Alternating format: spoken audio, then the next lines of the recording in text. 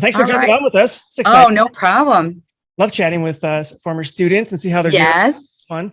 Yes. A lot of times we get a student to enroll and there's we get names but no faces. So it's always fun to connect the dots. Well, it's very nice to meet you. So hey, everybody, thanks for joining us on our third inaugural chat with one of our students, which is super fun, doing little case studies here. On the line with me, I have Paul Culligan, who's obviously a instructor with us. And then we have Shelley, who is founder of the Hope for Healing Behavioral Health Center. So welcome. And love it if you could just tell us a little bit about yourself and where you got started and a little bit about your background. Sure. So thank you for having me. And it's nice to meet you and in person. I've seen you, of course, through the course. My name is Shelley Christ. I'm a nurse practitioner. I actually have a Doctor of Nursing practice degree, and I specialize in mental health nursing. So I have worked in this field for about 35 years now, as an RN first, and now a nurse practitioner for the last about 6 years. So this has been a long journey. I love working with people who have mental health issues. I have made it my life's work. It almost feels like a mission to me to try and help alleviate suffering. I feel like that emotional suffering is horrible. For folks. So I worked in various settings with all age groups. And currently after taking the course, I opened this particular practice. So it's awesome. Great. Super exciting. Yeah. So how long have you been open for? So we have been open since January of this year. And we have ketamine clients coming in for ketamine, and I am seeing great results. Yeah. Awesome. So you got about 5 months in the saddle, and there's so much that goes along with it. So I'm kind of curious. So when you started the training program, what was your idea as far as time frame back when you started? Like, first of all, when did you start? And then did you already have a plan? Like, okay, I want to open this in January of 2021, or were you just sort of playing it by ear to see how long things took to get the ball rolling? Yeah. So I would say it took about 3 months to in total to get the ball rolling. Once I completed the course. And so it was really quite exciting, and it actually fell together so nicely. To be honest, the course was so valuable. It really made me aware of, we have to look at scope of practice issues. We have to look at the laws in our state. I'm in Connecticut. And so we took all the advice that you gave, including, finding a good attorney who had experience with practices like this. We established a professional corporation, and then we used your advice also on the malpractice insurance, and then finding staff, and making sure that our practice had we needed the CRNA and RNs that had some ICU experience. And your lists were fabulous too, like in terms of supplies and where to get those supplies. So it was so helpful. I wouldn't have been able to do this without taking the course, to be honest. So it really provided us with a great guideline. And I think that's why we were able to get started so quickly. And I think that the 3 months was like quick, from here's my idea and let's work through it. Yeah, that's a pretty quick timeline. Out of curiosity, did you have any business experience before this? Yeah. So I actually owned a home health care agency, and started that from scratch. So I did kind of have some information about, state regulations and scope of practice to start with. And, and the pitfalls, the possible pitfalls of owning a business, like through partners. Sometimes that doesn't work out, and you mentioned that yourself, Jason, in some of your earplugs. And so I felt like I learned a lot through that process. Also writing policies and procedures, based on regulation for that particular business. This business is quite different, but still working out the personnel issues, hiring people, coming up with an employee handbook that, makes sense and is within the law. Right. So that experience did help me in some of those areas. Yeah. Yeah. And that's awesome. And I'm kind of curious because we bring up the home health thing. It's come up a couple of times in that some clinics have a home health license and then they'll do the in-home infusion, sometimes just IV, like IV nutritional infusions. And then other places are doing the ketamine infusions. Have you looked into doing that at all? Is that something you're interested in doing? It's not something I'm interested in doing. I have, however, looked into it because there is a place I think in Boston, and I actually spoke with the owner there. So in order to do the in-home, you need to have a home health agency, a skilled agency, which is quite regulated. And it's a large endeavor. So I'm not really interested in that. Plus, we've built the most beautiful spa-like place here, and people just love coming in. The music, there's like meditation music. The chairs are beautiful. The rooms are decorated in a soothing way, and all of our staff have a customer service, sort of aspect to them. They're loving. They're open, warm, and loving. And so, having worked in the medical field for so long, one of the struggle sometimes is that you hear no a lot, and sometimes it's hard to get your needs met. And that's not how we operate. We want to say yes, and we want people to come in and feel like they're welcome, and we offer positive regard and caring, like the old nursing standards, Yeah, I love it. It's so important. Yeah. And if you can make your Disney, or you're getting ahead of myself, if you can make your clinic sort of feel like going into Disney, yes, the customer service is like through the roof.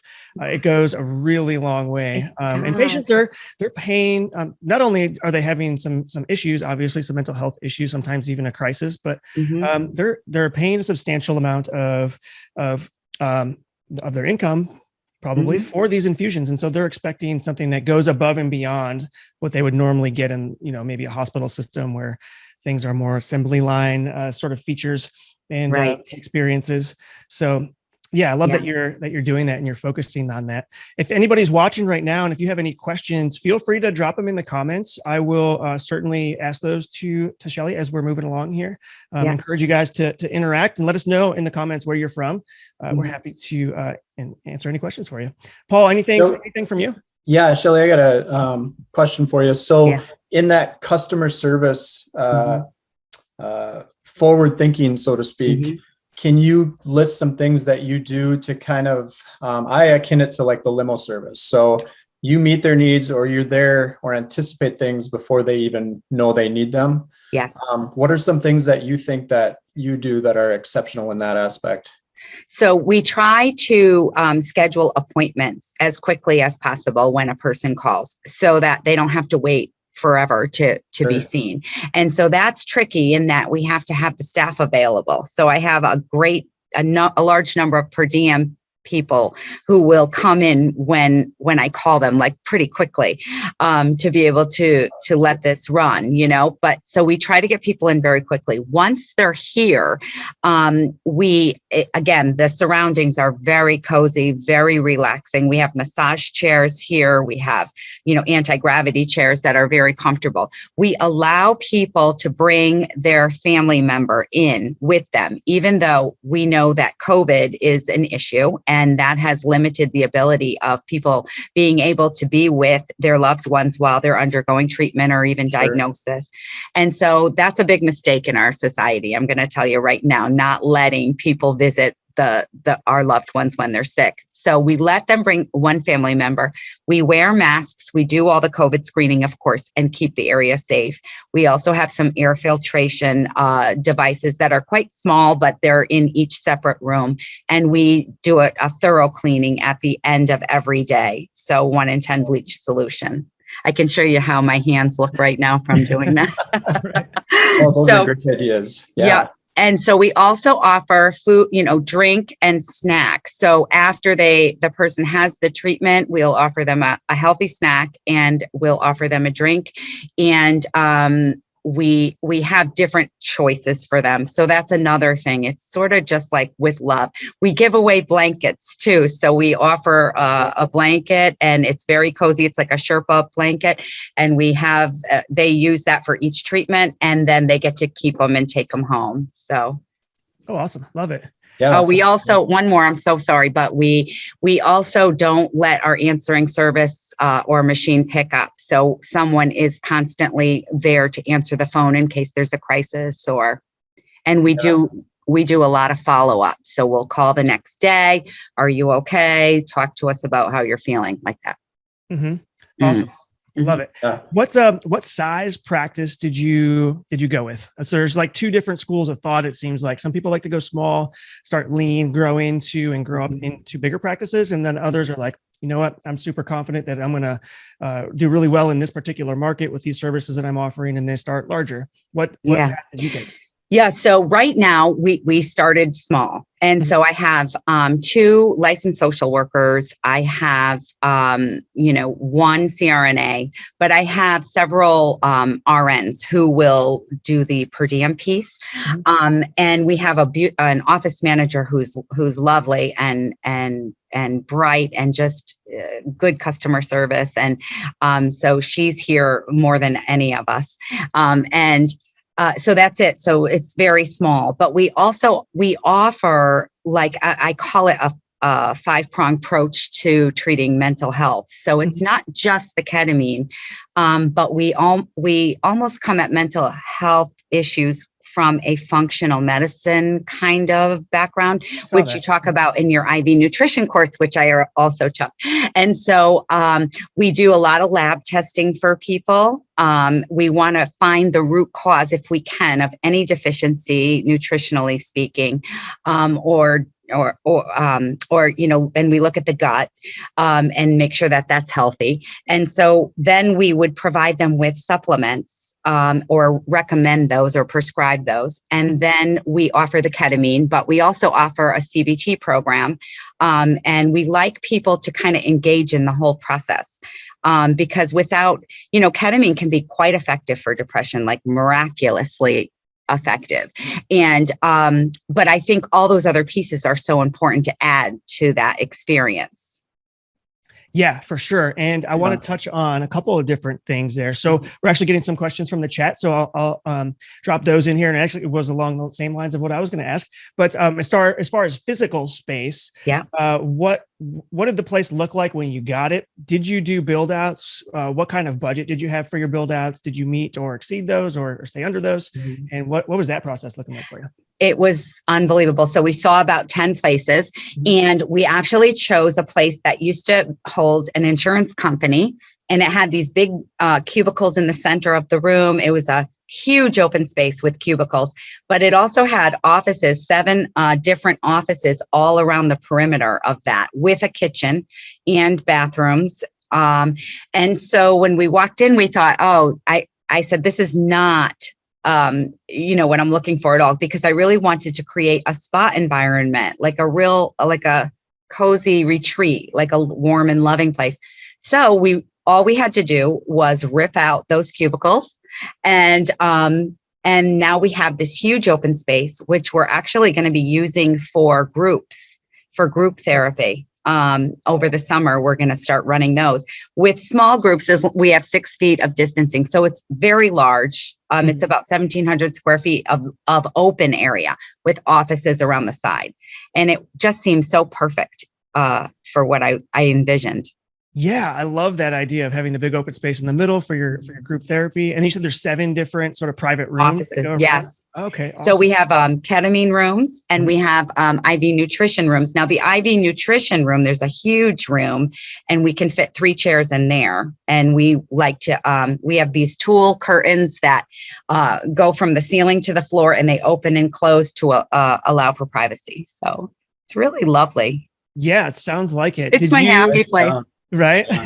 It's so nice when you when you have a vision and you like literally build your own vision for your own practice, what color scheme did you go with, by the way? I'm curious. So it's turquoise. Okay. And it's the same as our website, who, by the way, to give a plug to our marketers, Scout Associates, fantastic marketers. They are, I can't even tell you how talented they are and how great they are to work with.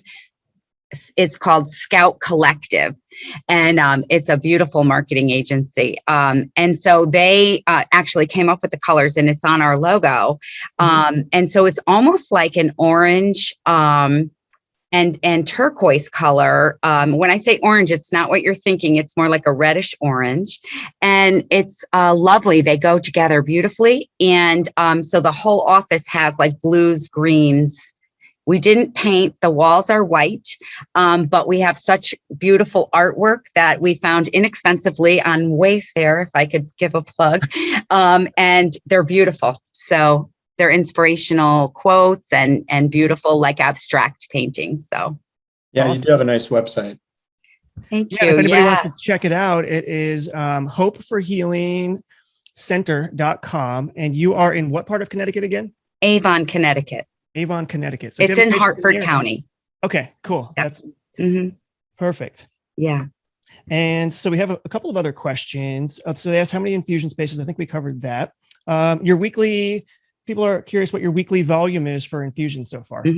So we only have about 10 right now. We have 13 is our census. And so we have, of those 13, various ones are going through the ketamine, and they're into the CBT portion of the program, or we're still doing some nutritional assessments with them, and then they'll be going into the ketamine. And we have not done IV nutrition yet. Okay. And so we're recommending oral supplements right now, but this is something that we're gonna start putting together. And we held off on that initially to get the ketamine going and to become familiar and comfortable with the procedure for that. Right. But the IV nutrition is our next thing that we'll be adding. Awesome. Love it. And for those who aren't familiar, can you explain CBT? What the literature look like around that, and what's it look like for the patient? Yeah.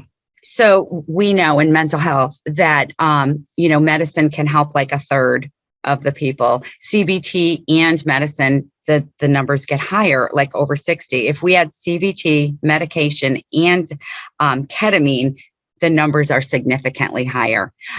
And so for recovery. And that's what I'm looking for. I want people to come in, and it's a short term. It's designed to be short term. We actually use a manualized approach to cognitive behavioral therapy, which is CBT.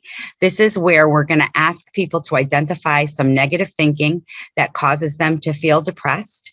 And we're going to then, once those are identified, we change them. We offer them a different alternative way to think about those things. Then that helps the behavior to change the behavior and the feelings.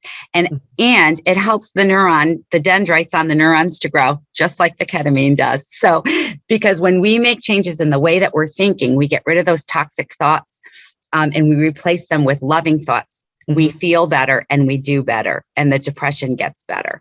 And so that manualized program that we use is called COPE, which was actually developed by a nurse practitioner in Arizona area. Bernadette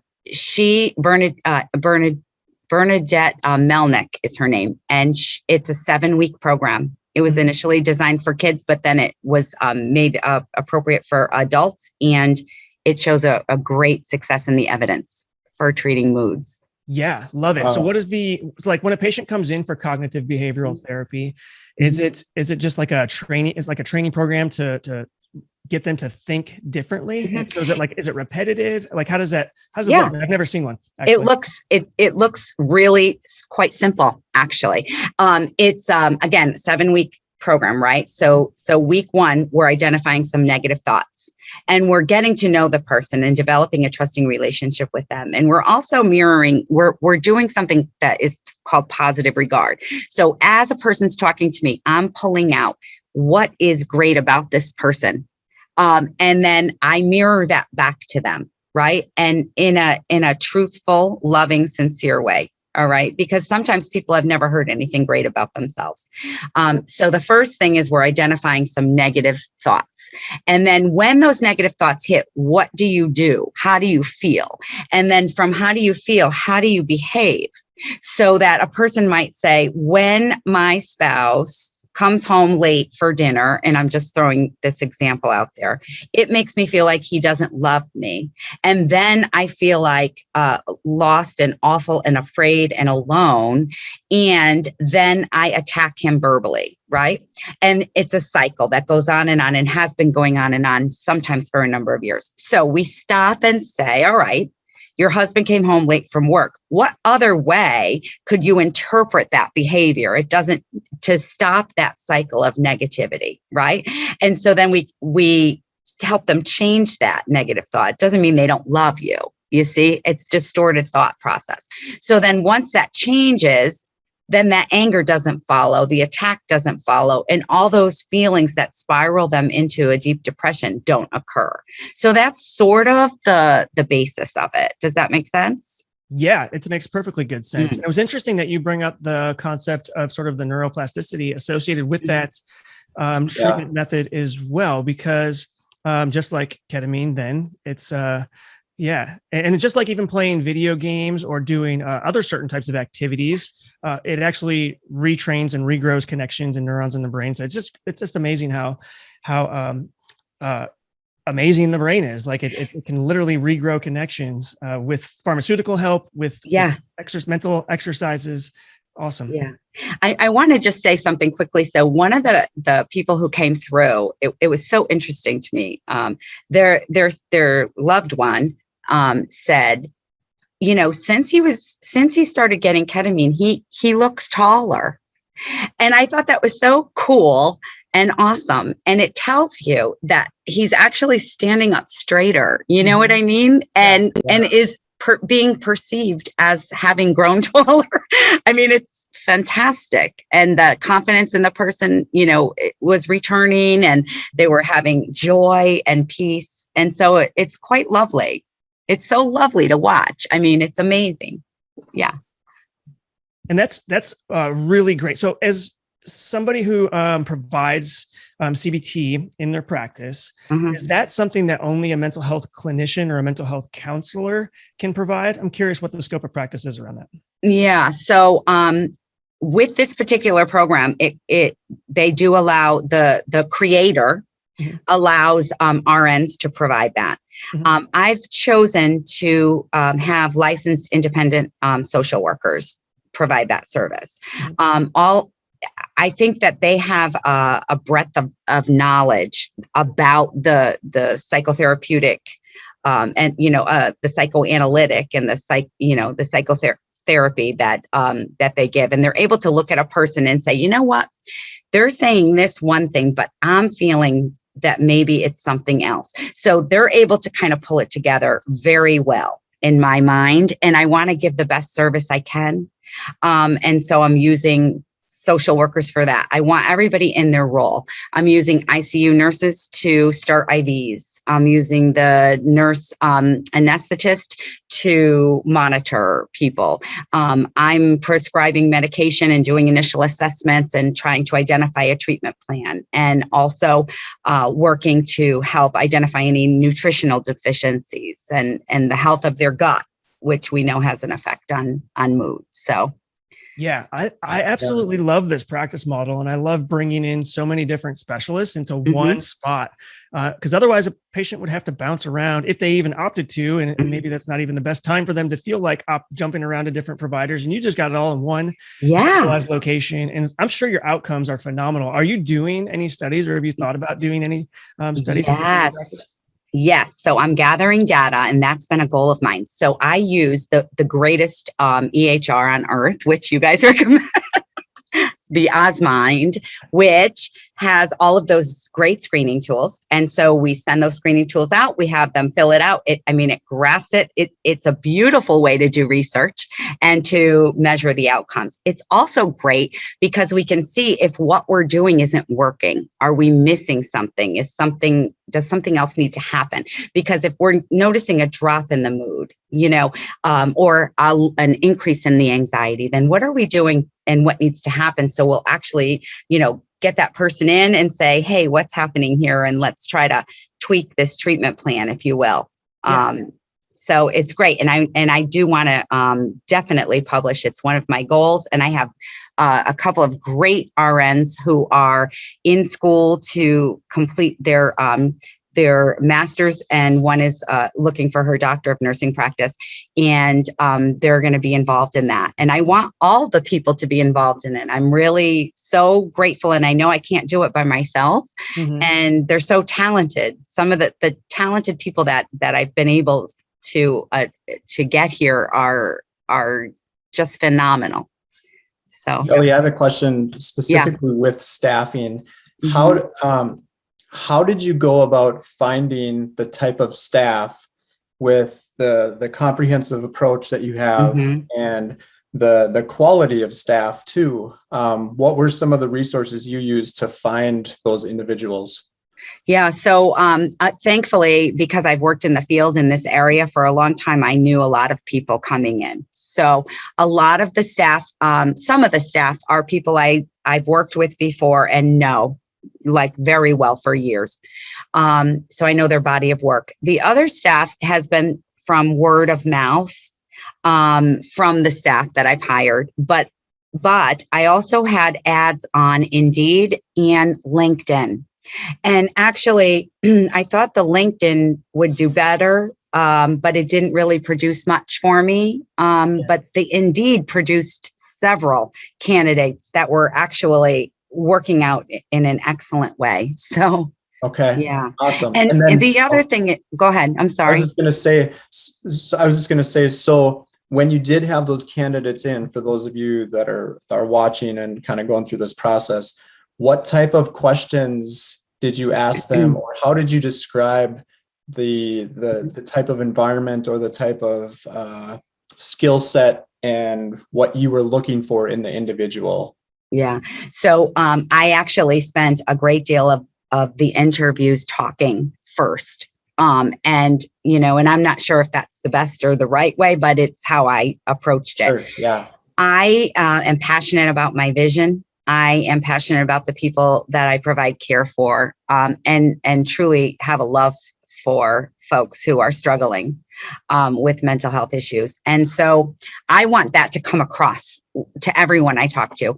So when I describe the practice, I go into depth about what I expect from people. We can't cancel appointments. We're here for them. We say yes.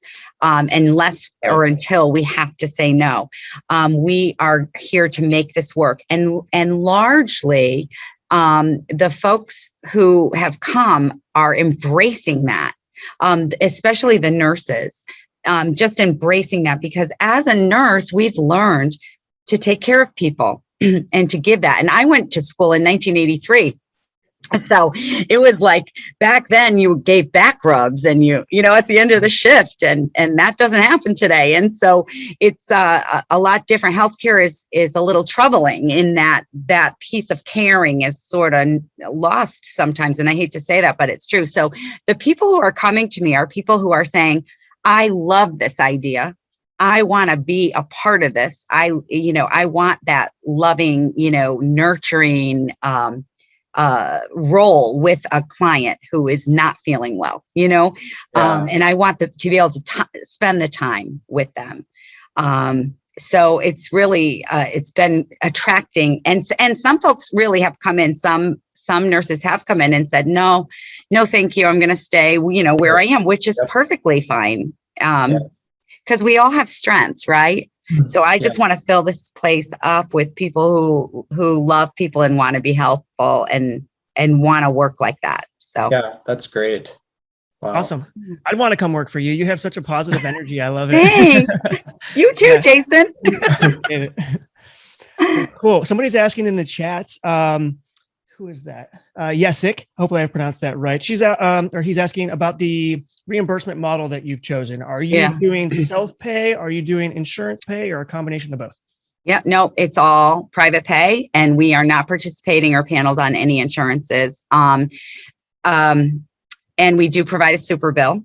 And so right away, right up front, we tell people that when we do a screening, if someone calls in for help, we say right away. And what we do with that is we say that we're not paneled on insurance companies. It is private pay. It's pay up front. We will provide a super bill. At the end, we cannot guarantee that insurance will pay or reimburse you at all. And we don't really even participate except for giving the bill to them at the end. Now, a lot of times people will say, oh, no, thank you. I have to use my insurance. And if that's the case, I ask what their insurance is, and I ask the town that they live in. And we actually work to try to find providers who could be helpful to them. Without just saying, sorry, okay, so long, good luck. Sure. We really do provide them with a list of like 4 or 5 providers in their area. Wow. Awesome. That's perfect. And you mentioned Osmind, and I know Osmind has, they keep adding features. It's like so hard to keep up, but they've done a really great job of constantly listening to their users and making upgrades. And one of the more recent releases was the super bill feature. And so are you utilizing that so far? Yeah, I am. I give that to everybody at the end of each visit. And it's beautiful. It self-populates. It puts in the diagnosis codes. It's fantastic. And then we just hand it right over to them. Love it. Cool. Have you done any follow-up to see what percentage are able to use that to get at least partial reimbursement, maybe, if not? I have not done that, but that's an excellent idea. And actually, I'm working with a person right now who is getting ketamine and is working very closely with their insurance company, wanting to get some reimbursement. And so she's agreed to let me know how that shakes out. But right from the start, she had called them immediately and said, I'm getting this treatment and I know it's not covered, but they're going to give me a super bill and I want you to cover it. So we actually made sure that the diagnosis codes were correct. And she is working. So I hope to have some information. I can maybe plug it into the Facebook when I get it. Yeah, definitely share with us if you have any data on that. We'd love to hear about it. Kind of curious, where did you first hear about ketamine? There's a lot of mental health clinicians, including psychiatry specialists and psychiatric mental health nurse practitioners who have never heard of ketamine. And to me, it's a little bit surprising, but where did you first hear of ketamine and why did you decide to add this to your practice? Jason, I'm going to be honest. I'm very transparent with all of the people I meet about this. I have struggled with treatment-resistant depression my whole life. My whole life. And I have been on many, all probably of the antidepressant medications and have been in therapy, different types of therapies really over the course of my adult life, intermittently on and off. Back about a year and a half ago, or January of 2020, I went into a very dark depression. It was awful because it was my 20th anniversary with my husband, and he had made arrangements to take me to Aruba, which is where we had our honeymoon 20 years earlier. And I was so sick during that trip. I was so depressed. I really had no strength to enjoy it. I was really not laughing. I didn't have any energy. And when I came back, I thought, and the whole time when you're depressed, you think things are never going to be better. You have a sense of hopelessness and helplessness sometimes. And I thought, you know what, I'm not going to get better. And this time, and so then I said, I need to try something else. And I really was looking at possibly ECT, electroconvulsive therapy, because no medicine was really doing the trick. And I had remembered reading about ketamine. And I said, that's it. I'm going to look at ketamine. And we have a provider here in Connecticut, very well known for ketamine and very lovely. And I called her, she got me in a couple of weeks, and I had the treatment. And I'm going to tell you, it was miraculous for me. And it has been, over a year, and I have not had any relapse of depression. I have been doing very well. And I thought, this is the thing. The problem with the medicine and the treatment is that the medicine can take so long to work. Yeah. And even after 2 months of suffering, then they might try to increase the dose or add something else. And then you're waiting another 8 weeks or 2 months. With the therapy, some folks are so depressed that words can't reach them, that therapy isn't even an option because they're so down. And, but with the ketamine, within 2 weeks, by my 6th treatment, I was back to myself. And my husband is stunned over, how well it worked. So I'm so grateful. And I want everybody to experience that. I want people to know that, it may not work 100% of the time, but it works quite a bit. And it can even work partially, which alleviates your symptoms, which a lot of folks would say, bring it on. I'll take the partial, but sometimes it's a miracle. And it was for me. So that's why I thought, I found your course online and I said, I'm doing this. I'm opening this practice, and I followed your instructions, and here I am now, and I'm loving life. I feel like this is a mission for me. This is like, my role here on earth. My purpose is to help as many people as I can who suffer with depression, anxiety, post-traumatic stress. And I'm going to use all the skills that I've learned over the last 35 years to do that. And ketamine is a huge part of it. So I'm so grateful for ketamine, and I'm grateful for you guys for putting this academy together. So yeah, I love it. Thank you for sharing. Yeah, what a powerful story. And one thing I've noticed is the people who are the most passionate about ketamine therapy and getting it to their patients are usually the providers or the clinicians or the clinic owners who have some sort of a personal journey or experience, whether it's themselves or somebody that they knew, a close relative or friend. And I just think that that's so awesome that everybody's using their own life experiences and doing what they can to help other patients who are going through similar experiences. So that is absolutely awesome. Yeah, it's very exciting. Wow. Any questions, Paul? I'm going to scan the comments real quick for. Yeah, again, thanks for sharing. That's great.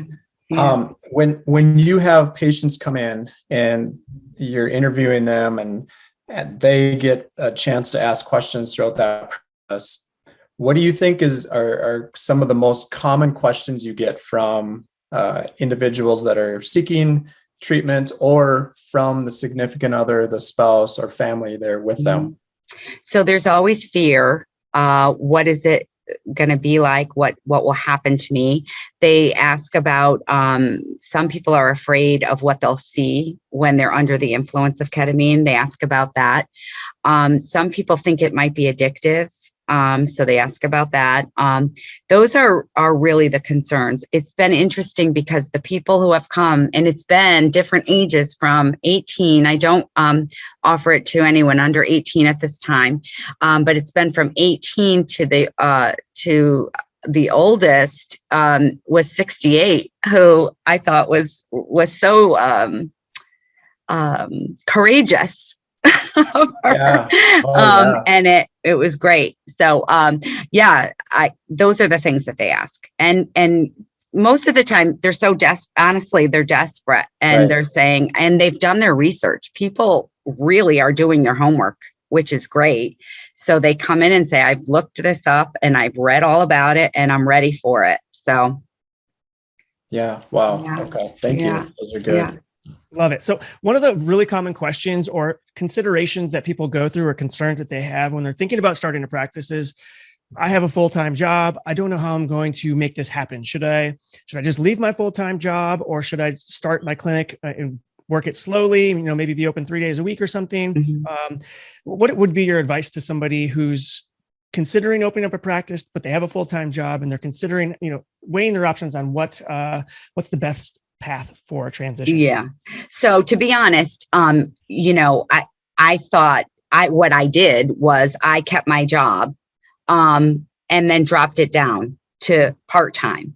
And then started gathering clients. And that was okay because I could do my other job by telehealth. So I could actually be in my office doing it. It took the drive out, you know what I mean? Driving from one place to another would have made it much more difficult. So I did part-time for a long time, a couple of months, and now I'm done with it. I gave my resignation and I don't have that job anymore, and I'm relying solely on this. We also did have some money that we had saved to put into it. So, actually we put in do you want me to tell the amount? If you don't mind, people love to know. So $30,000 into it, and then bought the furniture, which, and I made it my own. I wanted it to look a certain way. Right. So I still worked part-time, tried to do most of it here, and then saw clients intermittently as it started going forward. So it's hard if you have to work and have that income. If you can't go without it, then you have to go slow.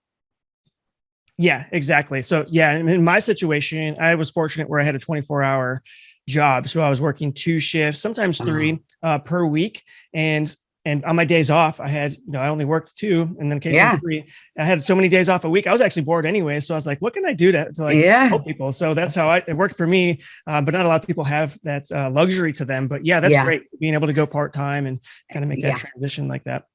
And if you want to make it work, you're going to make it work. I mean, honestly, my husband is very supportive, and he was so thrilled with the results that I experienced with ketamine. He said, I want to get on board and be like I want to work with you. So he helps in the office and does different things, even though it's not his forte, but he was so excited by the prospect of it, So I feel like you have to sometimes, it's a little tight sometimes. It was a little tight initially, financially. But you know what? You have to take the leap. It's a leap, and it's exciting, and you jump in and do it, and then you have to make it work. Mm-hmm. Yeah. And you do. 100%. And Jason, that's something you talk about too in your healthcare entrepreneur or healthcare academy, with taking that jump and willing to take that big step in the next phase. So yeah, Shelley, you nailed it on the head there. Yeah, it's exciting. Yeah. And I'm so happy. I mean, I can't tell you how happy this has made me. I mean, to be able to be here and do what I feel is right for people within, making up my way of practicing. In other places, I would have to say no to people, or I would have to say, okay, I can't see you for 3 months or something like that. So this is great. I make my own hours. I work. I was just going to say, own hours, own schedule, ultimate or holidays if you want, or you have that flexibility to choose. That's right. It's lovely. I love it. So we're winding down here. We've only got a few minutes left. So I want to encourage anybody who's watching. If you're watching live, feel free to drop comments. I am scrolling the comments. I'll ask any questions that you have. And Thelma left a comment. She said she can hear your passion just listening to you. Great job for stepping forward with your mission. So nice. Yes, kudos. Congratulations. Yay. Thanks. Yeah, I'm excited for you. That's awesome. Thank you so much, Paul. In the last few minutes here, barring any other questions, one of the other common things that we get is marketing. So do you mind sharing a little bit about what your strategies are for marketing? Oh, listen, my strategy was to hire a fantastic marketer. So we have a beautiful, as I said, it's called Scout Collectives, and it's a fabulous group of very talented guys who are so into our vision and just with us, working with us and supporting us. And they created a logo for us. After they got to know us, they interviewed us. So I feel like that is worth it. If you are going to do this, hire a very good marketer and who is going to work with you and who understands you and who knows what you're trying to get across. And they created this beautiful website, and then Facebook from there, and Instagram from there, and